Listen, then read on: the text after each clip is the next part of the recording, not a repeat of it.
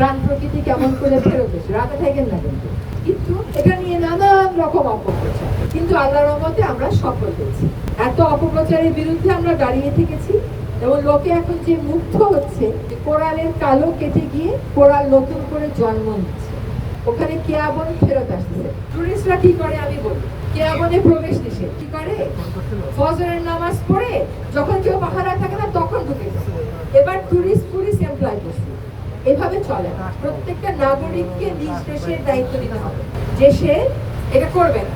আপনি যদি এটা চোর পুলিশ খেলার তো ব্যাপার না, এটা নিষিদ্ধ, আপনি ওখানে ঢুকে পারেন, ওখানে তো যে বাকিগুলো থাকার পর আর থাকবে ওইখানে যাই হচ্ছে কক্সবাজার থেকে সেন্ট মার্টিন জোরে জোরে লাউড স্পিকার বাজে।